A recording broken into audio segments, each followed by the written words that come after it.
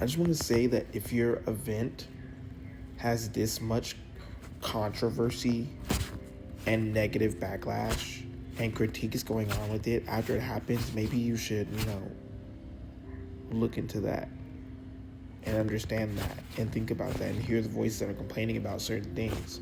And also, if this much drama is spawning off of it in response to things that happened and things that were said and things that were done, and the totality of the event, maybe the event wasn't as good as you act like and think it was, regardless of how hard you worked. Maybe that's what it is, QT. And I do not want to keep making videos about QT because I don't want people to think that I hate this girl. But this whole year, she has consistently been fucking up in regards to racism, in regards, hell, in regards to misogyny, in regards to just human rights and human and marginalized groups having opinions on their oppression and their own feelings and their own life experiences as a totality that they're trying to tell you and help you with and correct you on and being upset about it. I've seen the layers of all the critiques of how they come at QT. Yes, there's people that are overtly mean. There's people that were reasonably and just voicing it from a hurt perspective, but they cared about her because QT, again, isn't this horrible witch of a person. She is heavily liked by people that are LGBTQ, that are of color. Sure, she has some black fans. I don't know. I haven't really seen the black... I haven't really seen the black side of QT's fan base, but I don't think there's black people that are like anti-QT until she starts saying things like this and doing things like this. You can't have a whole award show where they're emulating the Oscars and Grammys, which, by the way, why the fuck do we need to emulate the Oscars and Grammys? That's already a red flag. You know why that's already a red flag? Because everything in this country is built off racism, especially, and sexism, and everything bad in the world, and pedophilia. Especially Hollywood and the Oscars and the film industry and all that stuff. And they have to actively deconstruct that stuff. Actors and writers and directors and the people that care within those industries have to actively combat that stuff with not only the art, but within their working environments.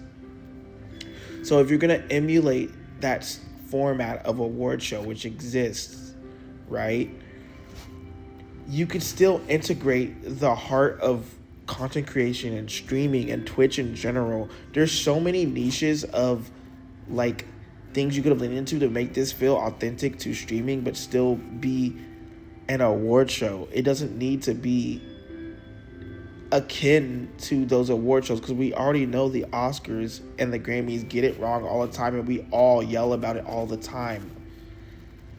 Those motherfuckers don't know what they're doing a lot of the time and they disrespect a lot of people a lot of the time.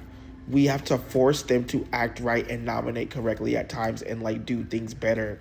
All the times you've seen the Oscars and Grammys get it right, it's mostly because they've been in tune the whole year of getting yelled at before. So at the very bare minimum, they know to make sure to nominate certain people because at least with nominations, it's like, okay, you know. But trust me, we are no stranger to those award shows not representing the art properly in multiple ways and multiple facets. So I don't know why you would want to copy those shows in the first place. Not really integrate streaming culture into them. And then the bare minimum that you do of that, it's just watered down by y'all doing racist jokes that you are still defending as if it wasn't racist just because you are like, oh, we were talking about him stealing from the store. At no point would a white woman on television saying, hey, what's the most expensive thing you stolen to a black person is ever gonna not come off as racist. I'm sorry, that's bare minimum. That's basic. It's very surface level. If QT as a grown woman doesn't know that her as a white woman joking about a black person stealing something and saying it in the way that she said it about him isn't going to come off racist, then she's just not at the ability to be nuanced enough or empathetic enough to understand the intricacies of what is going on in the world. So she shouldn't be running an award show, because you have to care about, pay attention to, and mitigate and protect those communities from things like that from a casual perspective, or you are going to get this backlash. Because who were upset? Black people. Black people were upset. Other people that were upset by racism were upset and bothered by that. The whole fan thing, that also had racism in it. The P. Diddy thing is, yeah, he's a terrible person. That's a terrible joke. Obviously, she's not saying Kai is actually a systematic and systemic, over decade rapist, pedophile that drugged people and coerced people and is just a tyrant. That's the joke. You're comparing him to Diddy. Okay, but what, from what? Is it because he's black? And if we're saying he looks like Diddy, if you're saying that, there's still racism that's layered in it, regardless of how you are trying to throw that joke at him. It's already implied, it's there. It's going to be there. People are going to look at it like that, especially because if you ask Fan what the joke was, no answer is going to be good enough, because one, it wasn't that funny. Two, there's no reason to correlate him to Diddy. Other than the self-racism. Sure, make a coon joke about Kai. I would loved it. I'm not gonna lie to you.